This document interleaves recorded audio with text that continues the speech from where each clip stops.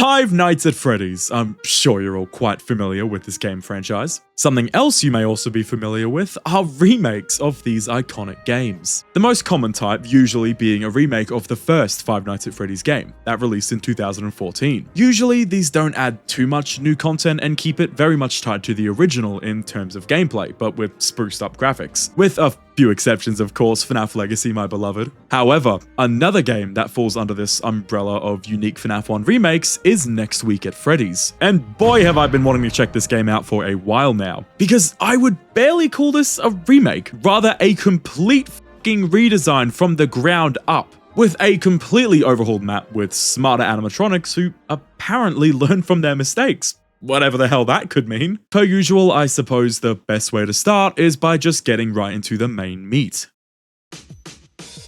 Sitting down at our computer, we are immediately greeted with an incredibly detailed office, filled with all sorts of stuff, you know, Fazbear memorabilia, giant doors either side, a Bonnie phone, and this!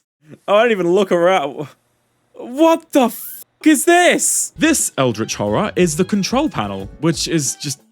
Don't worry, I'll come back to this later. Turning on our computer greets us with a very cute Windows XP inspired desktop with a foreboding exe file on our home screen. Opening it makes a little blue cat pop up in the bottom right corner. Immediately after gaining sentience and being born and thrust out of the womb onto our desktop, his first sentence is how he wishes he could be a real cat.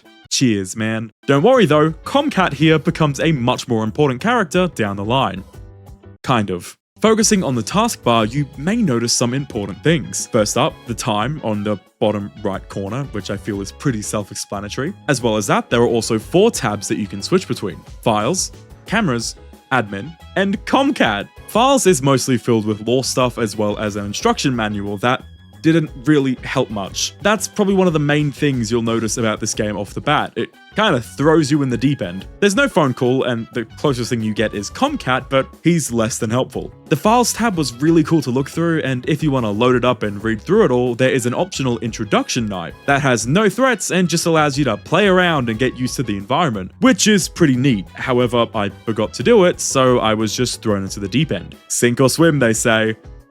Boy, did I sink. The cameras are cameras. I'm sure you know what they are. If you clicked on a Five Nights at Freddy's video, you're probably familiar. Important cameras are marked on the map with a little red dot, and oh my god, there's quite a few important rooms. Don't worry, I'll explain all of that shortly. Next up is the admin tab, which gives you a little password prompt where you can just guess passwords. I had some fun with that. And then there's Comcat. You can click on the Comcat icon to thrust Comcat back into the mortal plane anytime you wish. Anyways, if you know me, then you know what my usual approach is to big confusing things with lots of buttons or levers. However, if you're new around here and aren't familiar, then just you probably already know. What's this one do?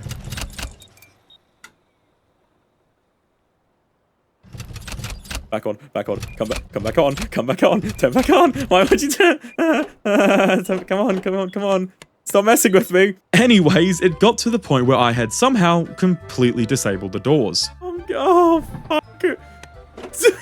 I feel so vulnerable. Whack! Hell! Whatever. Turn on! Because I was just enabling and disabling things all over the place. I didn't know what any of it meant. I just knew there was stuff to do. So, let me give you a little educational lesson in Control Panel 101. Well, the parts relevant to this point in the game at least. Either side of the panel are little light switches. Pretty simple, just flick them on to check the lights outside your doors. You can turn them right off afterwards to conserve power if you wish, but they will turn off by themselves. Next up is the power switch. Fairly self-explanatory, something I had to learn the hard way. Basically, unless you're turning the power back on, do not touch this lever. And finally is the compressor. See, this here was the cause behind my doors no longer functioning, as in my little fit of rage, I seem to have disabled it. Eventually, I figured this out and was able to use the doors again, but not without some difficulty. Obviously, that's only half of the control panel, but it would probably be a little much to dump it on you all at once. Slash, it's not really kind of relevant just yet, so, you know, let's just move on to the main stars themselves. Per usual, the first 2 characters active will be Bonnie and Chica, who are immediately off the show stage. Well, I say immediately, but I probably gave them a minute or 2 head start by just fucking around with stuff. Now, the most interesting thing in this game, by far, to me, is that these animatronics won't just take a direct route to your office. No. Rather, they will attempt to not only gain access to your office, but they will also attempt to tamper with vital devices, such as the compressor, the cameras, the power, and whether or not a hook gets plunged through your skull. Let me explain. In Bonnie's case, there are 3 initial paths he can take as of night 1. First, being that he can attempt to enter the server room to disable the cameras. Second, being that he can attempt to tamper with the compressor, which means no doors, as, we figured out earlier. And the final path is, you guessed it, Bonnie heading directly to your office, where he will press up against the glass in just a terrifying manner. Oh, I was just being an idiot. Did I just see something? Ah! Oh! Fuck, close it! What the f*** are you doing? Oh, you are terrifying. I think something that really emphasizes how scary these guys are is the fact that we are seated in an office chair, meaning that they just tower over us, which is a pretty effective concept when it comes to making me want to shit myself. Also, the fact that they are all nearly 7 feet tall. What the hell? Now, in order to counter these aforementioned just dick moves on Bonnie's behalf, we must once again refer to the control panel. So, grab your popcorn and settle in because it's time for Control Panel 101 Part 2. Now, you see these 4 levers here? Yeah, you use them to shut the doors located throughout the pizzeria. Yep, you don't just control 2 doors, there's like 6. For right now, however, we're going to be focusing on the server room and the compressor room. Whenever you see an animatronic, Bonnie, looking like they're going to enter this room that's located in the west hallway, or if you see an animatronic appear in the restroom hallway, then you need to shut the corresponding door. Close the server room if they look like they're going down to the end of the restroom hallway, as that leads to the server room, and close the compressor room if Bonnie looks like he's about to enter this room in the hallway, as this will seal them off, meaning that they can't sabotage anything. If any animatronics gain access to the server room, then your cameras will malfunction and you will have to reboot them. You get the option to reboot 1 camera at a time, saving you sweet seconds in case you need to monitor something important. Or you can just reboot them all at the same time, which takes longer, but you get them done in one swoop. Kind of like the FNAF 3 panel, you get choices. If Bonnie gains access to the compressor room, then he will shut off the compressor. To fix this, simply turn around and switch the compressor lever back to the on position. However, this takes quite some time to boot back up. However, it's only really a problem in the later nights, as Bonnie usually picks the simpler routes early on. Whew, that took a bit to explain, sorry. My bad. Moving on to Chica, she does basically everything Bonnie does, minus the compressor room. So really the only external thing you have to worry about with Chica is her attempt to disable the cameras. However, in the later nights, Bonnie, Chica, and Freddy all share another route, which we will discuss later. When an animatronic appears at the door, you can probably guess you have to close the door and keep it shut until they leave. The fundamental FNAF thing that it's fundamental. However, unlike the original games, there's no real cue as to whether or not they've left outside of the cameras. I mean, you can just open the doors while they're there to check if they've gone, which admittedly was my strategy early on, but they don't appreciate that later on. So yeah, if you check the hallway cameras, then you'll see if they're wandering off, which is kind of neat, I guess. Now, during this, you might have noticed that the wallpaper on the desktop has changed from the usual happy rainbow Fazbear entertainment yada yada. That's because I decided to start playing around with the admin panel, guessing random codes and trying stuff, until I decided to try Comcat as a password. Is the password Comcat? Okay. What? Oh, no! I'm sorry! I'm sorry! Something bad might happen today. Oh, I'm sorry, I didn't think that would do anything. Turns out Comcat is a fucking demon that lives in our PC. I tried a bunch of other passwords, but I couldn't really get anything to crack, so oh well. And as for night 1, that's where it ends. Bonnie showed up a few times, but Chica didn't appear once. She mostly just wandered around the location, which is fairly common in early nights. However, something that you might notice on this screen is the remaining power percentage, which is only 24% on the first night. Not a good sign. So along with night 2, I guess I should probably give the rundown on what, in my opinion, is the hardest part of this game: power management.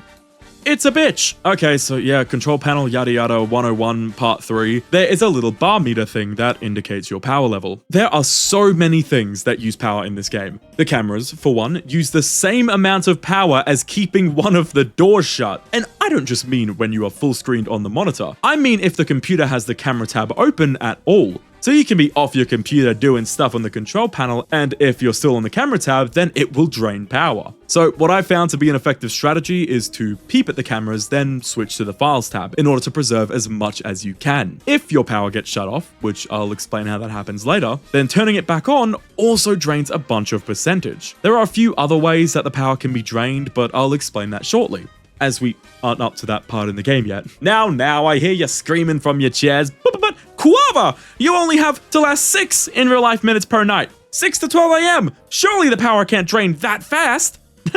Sure, you may be right. The power does drain at a similar rate to that of normal Five Nights at Freddy's power. However, something that does make it much harder is the fact that each night is 12 minutes each. Not 6 minutes, 12 minutes. As each in-game minute is 2 seconds rather than 1. Who the fuck signed off on that? See, this also adds another problem to this game, and is also the reason why this game has taken me the longest to beat out of basically any game I've covered so far, being that if you die at, say, 5 AM or even 4 AM, that's 10 minutes of time just gone. It gets really annoying when a run is cut at like 11 minutes, 5 AM or so, like, whatever. Now, this is the first night that Chica actually appeared at my door, much like Bonnie simply shut the door to keep her out. But aside from Chica actually being an active threat, not much else happened. However, something that did happen was my first experience with the character sabotaging the cameras and the compressor. I had no idea what was causing this or how to fix it until like night 4, but hey, that's fine, you don't need to witness my stupidity. Unless, you want to go check out my new second channel, Quava Squared, where my full playthrough of this will be uploaded, link in description. I mean, it's not like you have to, it's not like I like you or anything. So far though, nothing too difficult yet. Sure, the nights were long, but as long as I could keep tabs on Bonnie and Chica, it wasn't too bad. However, all of that is about to go to shit as we head into night 3. But first, we get a little something. I feel like shit. Wait, I can't move. Where the fuck am I? Where the hell am I? This is the creepy storage room from my new job. Yeah, I mean, what is vacuum cleaner on the wall? That's not a vacuum. It kind of looks like a sausage.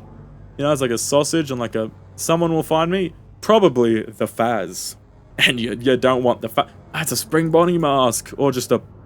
Oh, did Toy Freddy pee on a Bonnie head? Anyways, after that cryptic cutscene that had all scare factor ruined by my commentary, night 3 officially begins. While I was in the middle of flicking through the Freddy Fazbear's Pizza readme folder, as well as some other lore stuff, I heard the sound that every FNAF player dreads the most. Oh, brother. What? What was that? Was that Foxy? That was running! Why have I been, stunned? The sound you hear as you're heading up the stairs late at night, when it's 3 AM and you need a drink of water, but you're worried the Faz is gonna be at the fridge. Instead of the Faz though, it's f***ing Foxy. Foxy's footsteps were pitter-pattering down the hallway. Thankfully, however, I closed the doors in time. But unbeknownst to me at the time, it drained a lot of power. So following this dreadful development, I decided to check the hallway. And for some reason, the Faz is on his way. So not only is Foxy active, but so is Freddy. I actually think this might be a glitch I got, as I checked afterwards at a couple other playthroughs and the wiki, and they all say that Freddy activates on night 4. So that's great, isn't it? So, I just have to deal with Freddy a night early. Of course, Toy Freddy's relative would be pulling this sort of bullshit. You know the drill, Toy Freddy, something, you cheating, lying scum. Sorry, I just want to quickly call out here. There's this guy in my comment section called Toy Freddy Gaming, and he keeps responding to any comment that says, oh, I love Toy Freddy, or anything positive about Toy Freddy, just thanking them. And just, it's genuinely really funny. And then there's this other account called I Hate Toy Freddy, who does the opposite and responds to every positive Toy Freddy comment with, you can guess via the username. Anyway, so the Faz waltzes his way up to my door, uninvited, making me want to piss myself. I don't care if the other games do it. Oh, hey, Freddy. Hey, Freddy.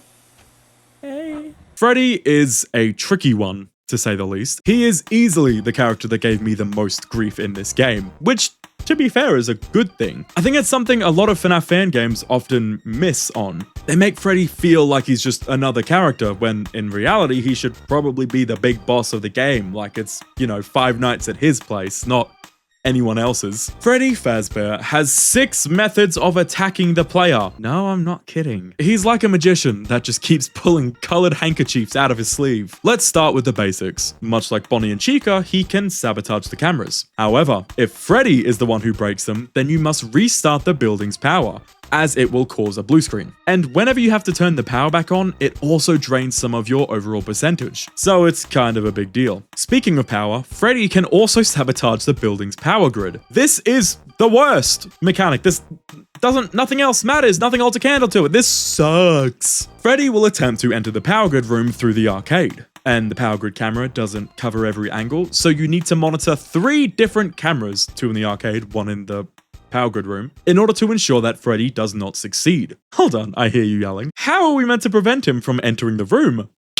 Well, guess what? It's Control Panel 101 Part 4 time, baby. See these other 2 switches. Those are exclusively to deal with Freddy. Flip the switch labeled Power Grid to lock Freddy out of the arcade. Well, not the arcade, the power grid area. If he manages to infiltrate the room regardless of your best efforts, A, you didn't try hard enough, and B, abandon all hope, he will shut off the power, thus draining what can be a fairly large portion of your power. I'm talking sometimes 30-ish percentage-ish, 30%-ish, which is more than enough to kill your run completely. Next up is the storage room, where we're introduced to a brand new character. See, this game has a secret 5th character.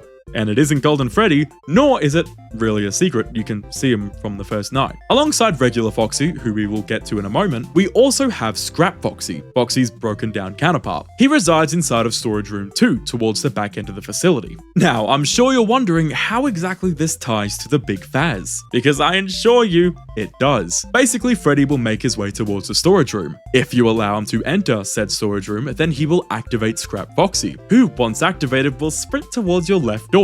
You know, if you lock him out, he will slam right into it and just kill himself. Afterwards, you can see him laying unconscious outside of your door for just the rest of the night, which is great, but, you know, when he does this, it drains a lot of your power. Once again, it's a run-ending amount. To prevent this chain of events, simply flip the storage room lever when you see Freddy getting near, and this will keep him out. His next 2 methods of attacking are going down the hallway. Which one, you ask? Both. Freddy is just a jack of all trades. He is the only reason this game took me so long to beat. Well, that and the power, but Freddy's the reason why the power is so drainable. Everything he does is just a huge domino effect that ends in just a 7-car burning pileup of piss and shit. You get all that? You're still here? Okay, good. Moving on to Freddy's final mechanic is one that he shares with Bonnie and Chica also. This gives me the perfect segue to talk about not our sponsor, but the chance to talk about the final character. Regular Foxy resides in Pirate's Cove. However, this Foxy is quite special, as he by himself doesn't actually do anything. Bonnie, Chica, and Freddy each have a chance to appear in Pirate's Cove at the terminal next to the stage. When one of these 3 characters are in the room, then you have a limited time frame to flash them with this light beacon to send them on their way. Failure to do so will lead to whoever is there possessing Foxy, thus sending him barreling down the hallway, which, you know, to your doorway, and you don't want this because even if you manage to keep him out, like everything else, it drains your power. Now, depending on who activates Foxy, the hallway he runs down can vary. If Bonnie is the one who activates him, then Foxy will run down the left hallway. If it's Chica, he will run down the right hallway. And of course, you guessed it, if it's Freddy, then it's a 50-50 chance as to which hallway he will go down. I think the funniest part is that when I first saw Foxy standing in Pirate's Cove, I just did nothing. Okay, I think Bonnie's just hanging out with Foxy. That's all good. He's playing the arcade. That's cool, man. Not gonna judge you for your hobbies and interests, buddy. If you're enjoying it and you're not hurting anyone, then that's fine. Fuck off, you fucking... No! So, Bonnie... So... Yeah, okay. Bonnie wasn't playing on the computer. Bonnie was sicking Foxy on me. He just sicked Foxy on me. Anyways, after dying to Foxy, I died to Scrap Foxy, and then after that, I finally beat Night 3. And it's time for another vague, scary cutscene thing where I just talk the whole time. Oh, yeah, it's... Oh, it's this place again. Do we just, like, come back here and... WSD. Nope. Maybe this time I can stand. Is this a dream? Oh, a stand-in! Oh, no. Why? No, I was joking about the WASD, man. Hey, it's the Freddy. It's the Freddy Faz. Freddy Faz. Oh my god. The lever is missing. Oh no, looks like we can't go outside the room, and it's gonna be on the desk, isn't it? Oh, please don't be that. Is that a fork? Unlabeled. Ow, my head. What did I do? Once again, if you want the full playthrough, link is in the description. Sitting down for night... Okay, this night took me like hours to beat. I have no idea how. It just did. Everything was coming at me all f***y-wacky, and it doesn't help that by this point, I still didn't entirely understand the control panel. My fault. I'm stupid, but that probably played a pretty big role. Honestly, the only reason this was even hard, like I've said a million times before, Freddy. Fuck Freddy. Now, something that I feel as though I've neglected throughout this video, mostly because I didn't quite know where to include it, is Comcat. I know I mentioned him briefly earlier, but in reality, he's actually quite a pain in the ass sometimes, as he has his own little disruptive mechanic. Basically, if you don't check in on Comcat often enough, then he will take it upon himself to start up a conversation with you. This can range from him asking you what he should get his mother as a present, to asking what the weather's like, forcing you to choose one of the options provided. As far as I'm aware, doesn't matter what you choose, but he can also decide to just get into poetry. I fucking hate him. I know what you're thinking again. Oh, just let him be. He's not hurting anyone. Oh, but he is. While he's reciting fucking poetry or whatever the hell else he decides to do, you can't use the computer. Like, at all. So you have to wait and wait and wait for him to finish his little hyperfixation bullshit rant before you can do anything. This is a fairly big problem in the later nights, and it led to my death more than once. Aside from that though, after what felt like an eternity, I finally beat Night 4. Now, you know the gist, it's time for parts and service room time again. What happened? Did I faint? When does this take place? Because I still have the lever. Oh no. Hopefully the door control still works. When does this take place? He said it was his new job, but there's no way he's fainting and just coming back here at the end of every shift. Oh, I don't want to go out here. Shit. Oh no, I can't go out here. Probably not, man. What a shame, we have to sit our bums back down. Oh, yep, no, follow the wire. Okay, is it just gonna be like a PowerPoint? What? The fuck is your deal? Why is there just a big open... Did someone just break down the fucking wall? Okay. We've got the Gary's Mod explosive barrels. That's a fucking maze. This is such an impractical storage room. Oh, dude, Freddy, the Faz is gonna be sneaking up on me. The Faz is gonna go, "Rawr, jump scare." Turn all the lights on, and then it'll be, yay! Locked? This'll get it open, will it? Oh, we're just gonna hit it. But I might hit a wire and be electrocuted, of course. Oh, so I have to find a key, specifically. Key. Oh my god. There's no way the lock just opened another lock. Yeah, you're fucking right. There's no way it just did that. Maybe I can try listening to clicks or something? Oh. Too easy. Did I faint again? Oh, yeah, of course I did. Night 5, I'm just gonna skip. Honestly, it was just more of the same bullshit, but I actually beat it first try. No clue how that works, considering I had such a hard time with Night 4, but I'm not complaining. Anyways, Night 5 Nightmare segment time. Yeah, apparently that's what they're called. I've just been calling them whatever this whole time. You don't care. Oh, did I black out? Oh, did I black out? Yeah, I probably did. This is getting old. You're fucking right, it is. Oh, brother, let me out. Yeah. Valid. Giant hole in the wall. A pipe. Oh, God, spare me. What is this? What for? This many? Pipes? Water? Maybe a bunch of sinks and toilets, perhaps. Which means the air compressor generator must be off. Oh. Okay. Am I going insane? I don't think this was here before. Jesus, this thing is loud. Yeah, you're right. Freddy Fazbear's gonna sneak up on me. Oh, did I black out again? Did I? Fuck. Now, night 6. I made a severe and continuous lapse in my judgment with this one because I could not beat night 6. I don't know why or what it was, but I just could not win. It was just really difficult, and I know I'll inevitably get comments comparing it to Post Shift 2, but like, shh. So unfortunately, I don't have any annoying commentary to share with you on the next Nightmare segment, but I shall still talk about it regardless. The footage I'll be using, by the way, is from Indie Fuel, so, feel free to check them out at the link below. Night 6 Nightmare segment has us fix some pipes or whatever and wander around aimlessly, as these sections often do. Seriously, this part looked like a nightmare to figure out, so I'm kinda thankful I didn't have to do this. After doing that, we are now able to open the door.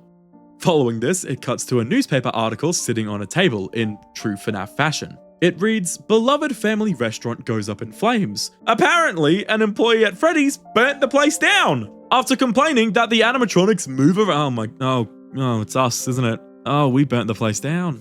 And yeah, that's the ending. Bit confusing, but I digress. Now, something that I think is actually quite interesting and well written is the lore. It seems to take place in a completely alternative universe, maybe? Because there's no William Afton or Henry Emily, seemingly, and instead we have Jacob Fazler and Marcus Reed. This location opened in 1990, with progress on the location starting in 1989. He buys the stage, he buys all the important stuff, but he's still missing something. This is where Jacob Fazler decides to do a little collab with a company named Pneumatronics. Pneumatronics, who are the people responsible for creating the animatronics. In 1996, Jacob Fazler was apparently struggling quite a bit in life following the death of his wife, Nancy. But before she passed, it's revealed that Nancy was pregnant with their daughter, Lara. Since Nancy passed, Jacob took on the responsibility of raising Lara by himself. But as she grew up, Lara apparently began to become disinterested in Fazbear's Pizza. This made Jacob angry, probably, I don't know. Anyways, remember the business partner, Marcus Reed? Yeah, he jumped ship and sold all his shares. Unfortunately for him though, not long after, Jacob was offered a deal from the Sunbird Hotel Corporation. Though it's not stated what exactly this deal would entail, Jacob was promised up to $12 million for this venture. Obviously, this was a no-brainer and he signed the deal, as the restaurant had been struggling for a few years, and Jacob's motivation and mental state along with it. After hearing this, Reed made a return and demanded his share be returned to him. As Jacob is now a mega rich man and Fazbear's is worth a small fortune. Obviously, he was turned down and was told that he would need to renegotiate a new share with the Sunbird Hotel people.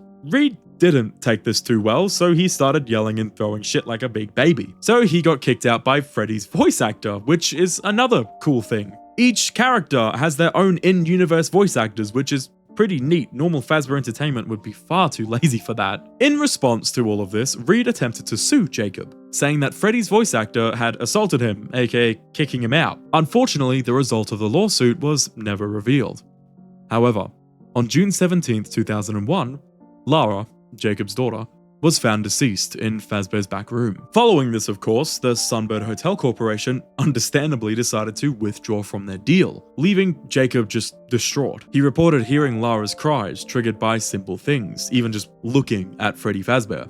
Now, this next thing seemingly comes out of left field a bit, but I'm also not surprised. In May 2002, a full year after Lara's tragic passing, Jacob wrote that he had made a mistake, that he had some involvement in the tragic passings of 3 children, and that after these events, Freddy, Bonnie, and Chica apparently began acting strange, acting oddly lifelike, which disturbed everyone who worked at Freddy's, understandably so. That probably isn't a coincidence at all. So did Jacob kill Lara then, or was that a separate thing? It says that he had a part in it, so maybe he was just like I don't know. I don't know.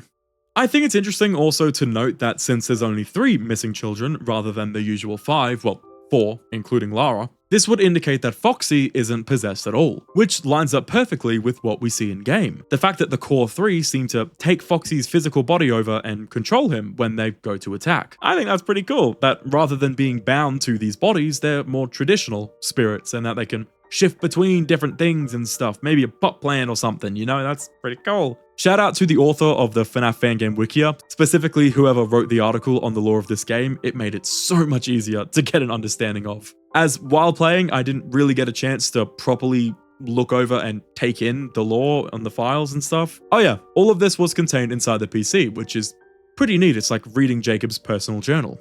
Next Week at Freddy's was such a fun game. Incredibly frustrating at times, terrifying, but it was so damn good. I'm giving it a 10 out of 10 overall on the mega meaty rating board of fun that I still haven't decided on a name for. But yeah, thank you so much for watching. I have a second channel now, if it wasn't obvious, where I'll be uploading a couple videos here and there of, you know, normal stuff, so games that I don't really feel like making a main channel video on, as well as playthroughs of games that I make main channel videos on, so basically whatever I feel like. Anyways, yeah, thank you so much for watching, and have a wonderful day, my quaverlings. No, that's weird. Just have a good day. Pretty simple, just, you know, do your thing.